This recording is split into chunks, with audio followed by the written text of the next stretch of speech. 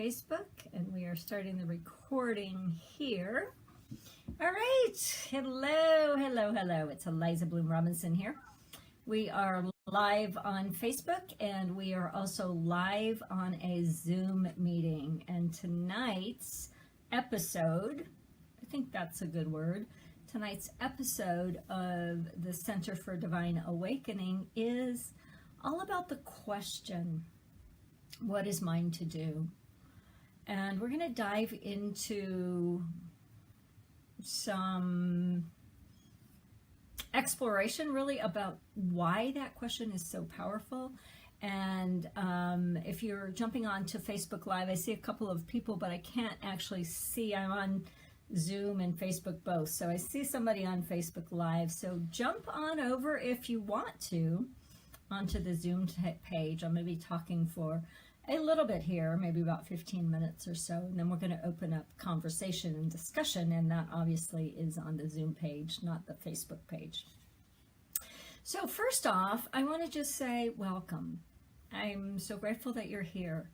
The Center for Divine Awakening is a non-church. It is a ministry without walls. It is a new next generation spiritual community that is forming, that is formed. We have each Sunday night, each Sunday evening, we have inspiration and conversation and discussion. If you choose to be a member of the Center for Divine Awakening, you also get a monthly class, which is on the calendar now, and at least a monthly meditation. In December, we actually have 2 on the calendar at least. So there's lots of benefits to being a part of this, but Sunday evening is open, and I see somebody else jumping in on Zoom, so I'm really grateful, and that link is there. So my name is Eliza Bloom Robinson, and I am a transformational catalyst. I am the founder of the Center for Divine Awakening. I'm founder of a organization called Divine Awakening that I started actually back in 2007, and just relatively recently we are launching what we're calling the Center. Divine Awakening for me is really about landing in that place of our deeper heart, landing in that place of our most authentic essence. It is the process and the support and the outcome and the result and the cause of awakening. My stand, my reason for being on the planet is to awaken myself, and then to assist others, to guide others, to facilitate others in awakening.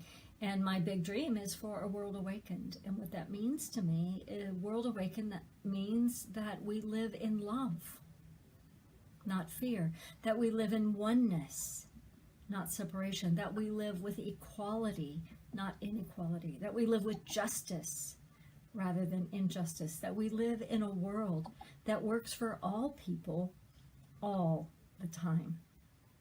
And so this particular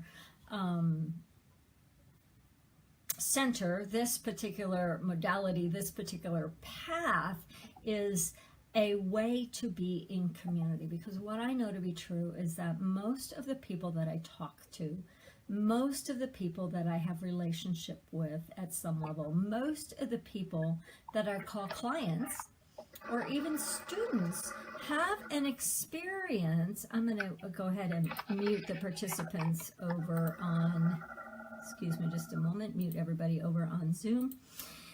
Most of the people that I know have the experience of feeling isolated or disconnected. And that is a function of the experience of living in the illusion of separation, or living in the experience of separation.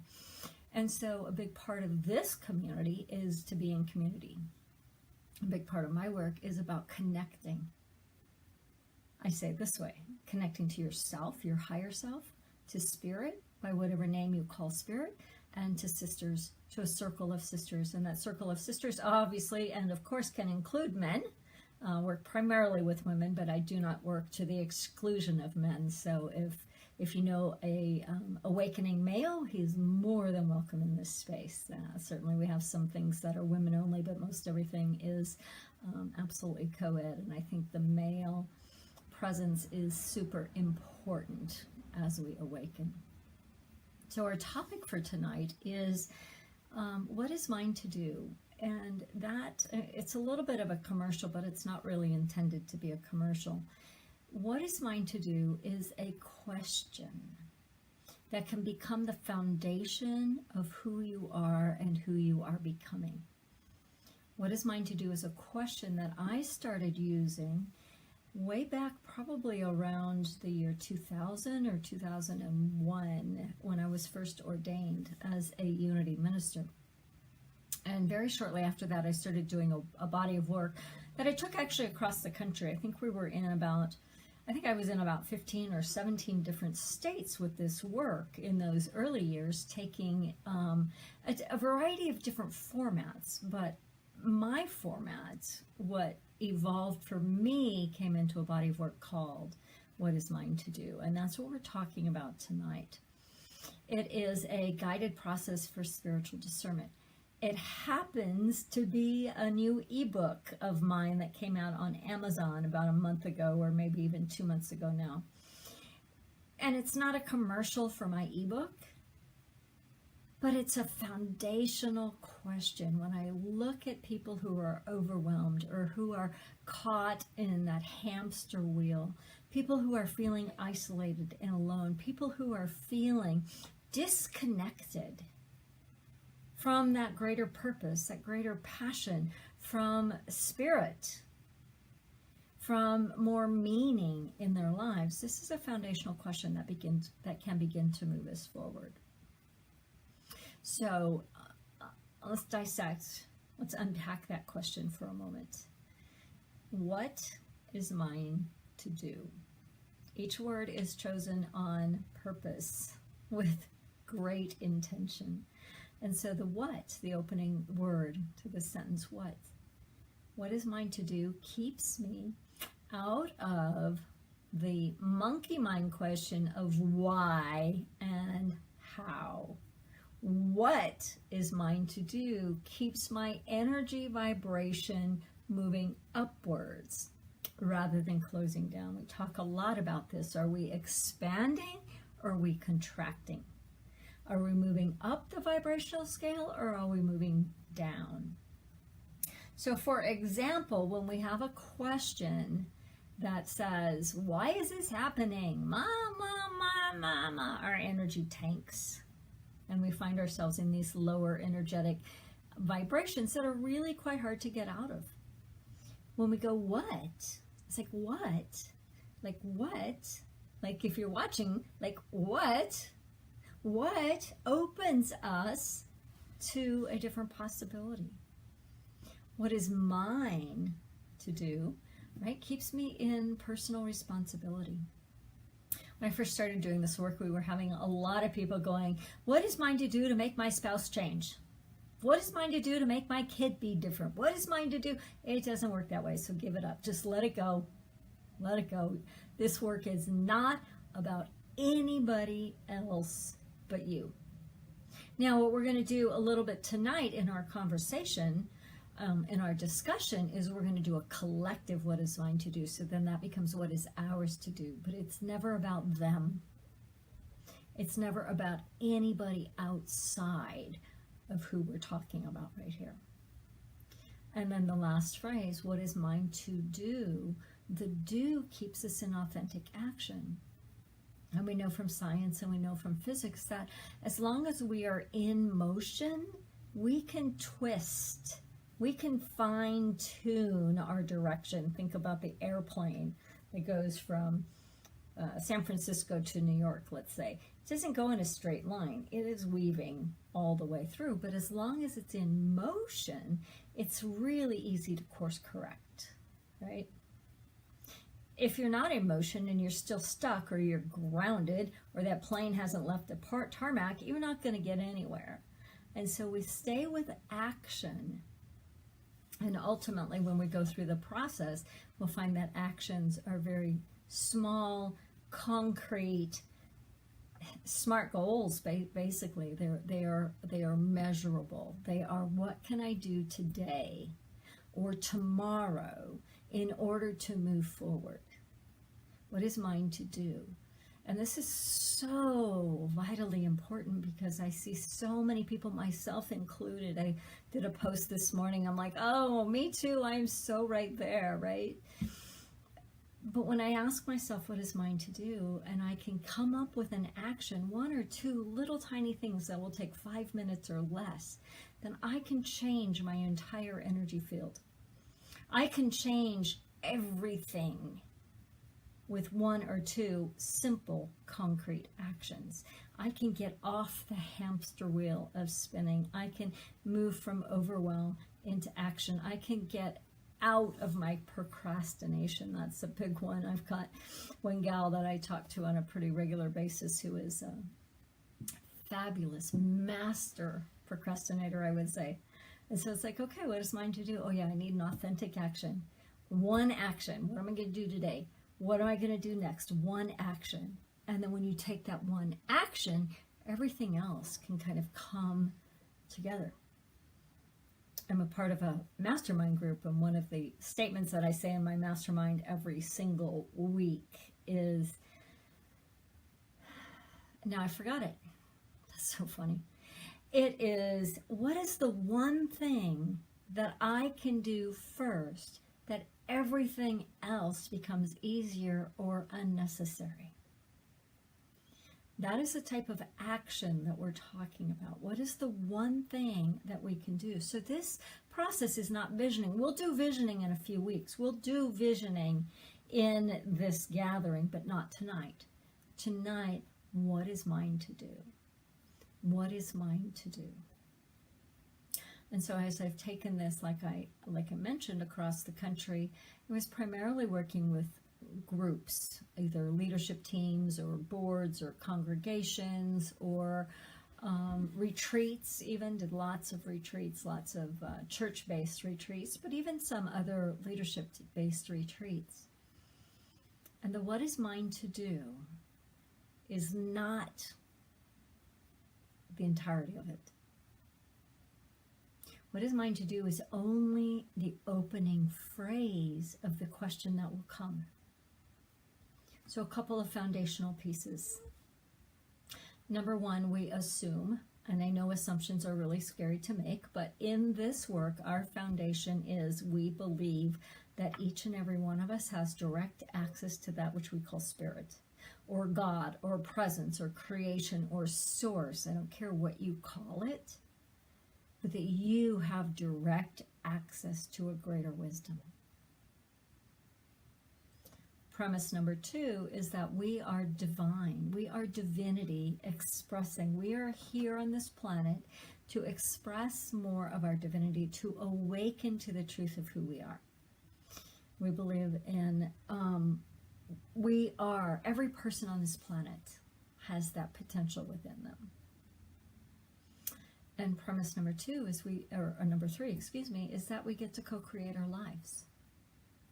So if we're talking vibrationally, which we usually are in the Center for Divine Awakening, when I stay in the question, what is mine to do? When I stay in the question, now feel the energy here, because we're already in energy vibration even before we go into really how this works. What is mine to do? Feel the possibilities opening up. If you notice that you're contracting or you're getting tight or you're trying to figure it out, stop and drop into this place that we're going to talk about, which is the premise number 4. We're going to land in that place of divinity. We're going to land in our body. When we actually go through the process, we really move through the maze of our mind. So we're moving out of the maze of our loopy mind, the mind that loops, the monkey mind, the blah, blah, blah, blah, blah, blah, blah, blah, blah. We're getting out of that. That's not where we want to receive our answers. And we're going to bring the question down into our bellies, down into our hips, down into a deeper place within our being. So, what is mine to do is the opening phrase as we start to land in living in the question. And what often happens is that when I say, what is mine to do, we want to go immediately to the answer.